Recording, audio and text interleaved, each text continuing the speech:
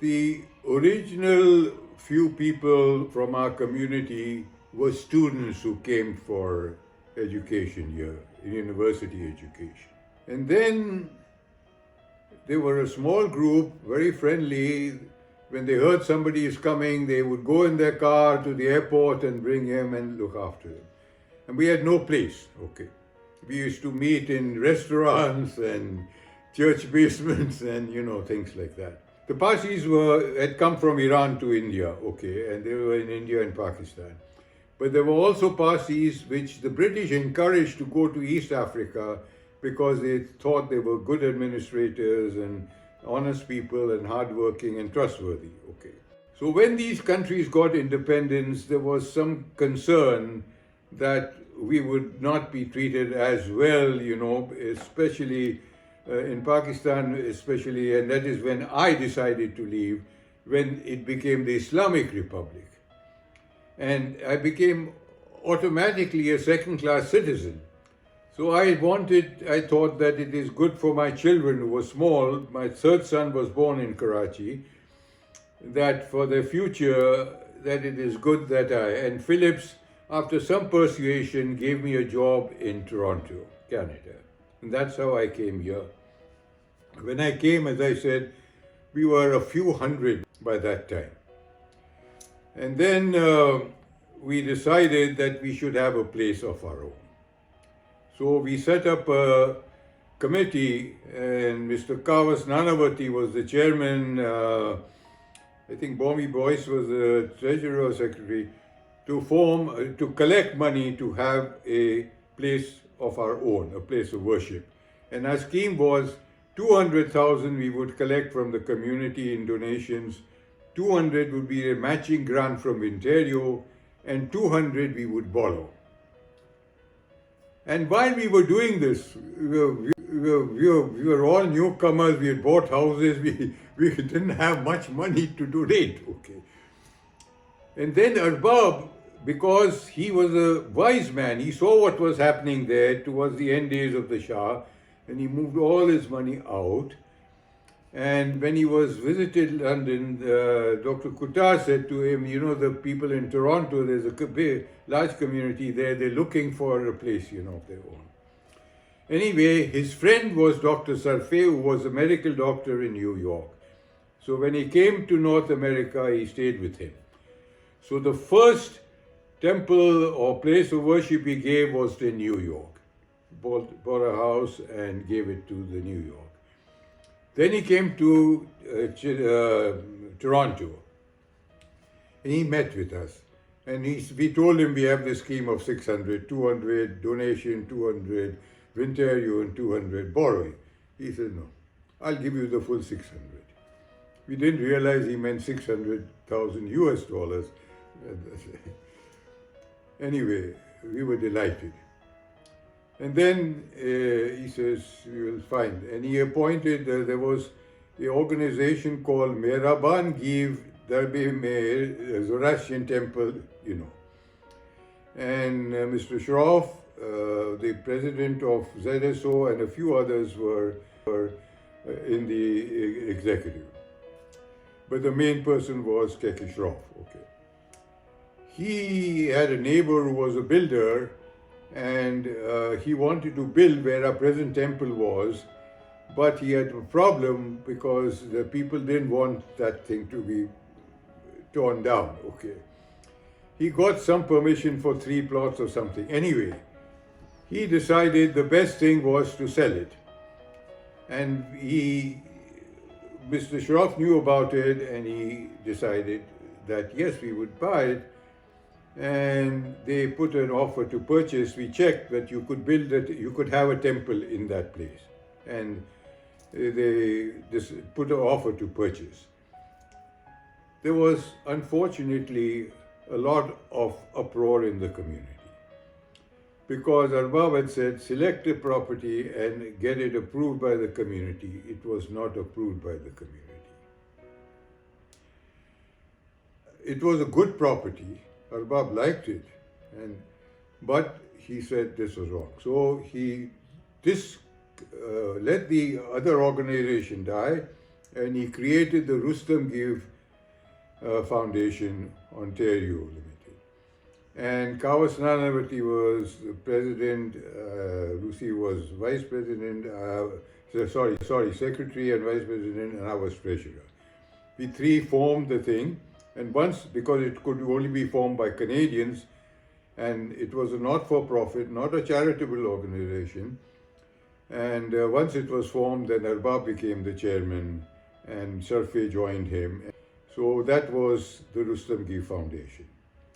And then Arbab, in the meantime, as soon as the city knew, it was the city of North York at that time, they mixed us up with, I don't know, Rastafarian, or the people were worried, and they went and passed a bylaw in the city of North York that you could not have anything except a single dwelling house within 1 square mile of our temple. The builder could not proceed with the purchase because now we couldn't build the temple. Okay. So he went to the Superior Court of Ontario and fought. And the Superior Court of Ontario decided that this was discriminative legislation and was wrong and knocked it off. And then Mayor Lastman was met by Arbab, who went to see him. And I still remember Mayor Lastman telling me, Arbab came with a bag of pistachios and a bouquet of flowers into his office. And he realized who we were. By that time, the Jewish community there also realized what we had done and liberated them from Babylon, King Cyrus. Okay. So the thing was, they never appealed the verdict of the Superior Court of Ontario that law was discriminatory. That law is quoted in the universities, law universities, as an example of discriminatory legislation. Okay. Then we had to face the other hurdle, to get the community to accept, because the people in the West fed, they wanted, and we were fair. There was a place in Kothra, Kothra, and we went for that. We even paid the deposit, but they said, no, you cannot have a temple here. Okay. So this was put to vote. In between that, people started sending anonymous letters and phone calls to Arbab saying that don't give them this property, they will sell it or they will make it a senior's home. And Arbab got worried. At that time, Mr. Treasuryawala was the founder president of ZSO, came back and got elected, and I also became the treasurer of Zoroastrian Society for Ontario. And this was, I think, 78 or 79. Okay. And then we put this to, and we came up with a suggestion to Arbab that, look, I know you're worried and you got all these anonymous letters and, because you want to give us a place where we can meet and worship, not a senior's home and not the things. So I came up with a proposal and I talked with Mr. Treasuryawala that why don't we go for a 999-year lease.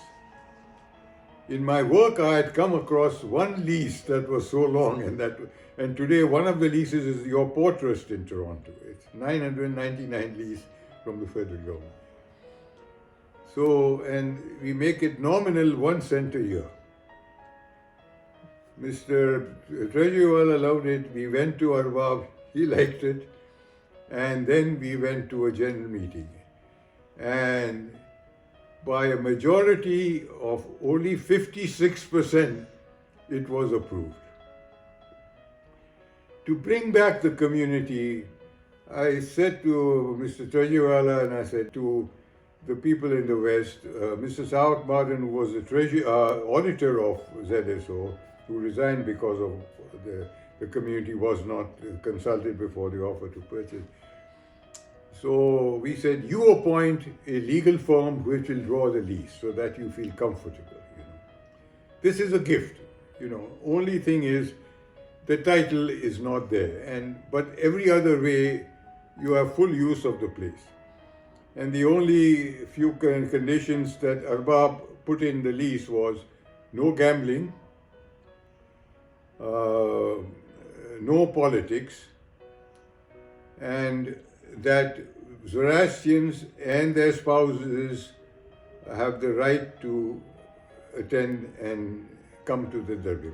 Because there was this problem, that in India, nobody except Zoroastrians can go into a temple. Okay. Mr. Turjiwala was representing ZSO, Kawas Nanavati was representing RGFO, or Rustamgi Foundation, and I was in between because I was in Rustamgi Foundation and also ZSO as treasurer. There was one point that became a sticky point. And they said that what if we decide to move from this place? So we should be allowed to move, sell this place and go to another place which is better, or maybe the community or this place may not be good enough for us, and that we have the right as leaseholders to do that. The RGFO said no, I don't think we can give you that freedom. Okay. That it would be RGFO, the owners, who would decide that. Okay. And I was sitting in the middle because I was on both sides. And then I said to them, okay, let's come to a compromise and put it that we will be allowed to do it, and Rustamgi Foundation will not unreasonably withhold permission. And they liked it, and that got through.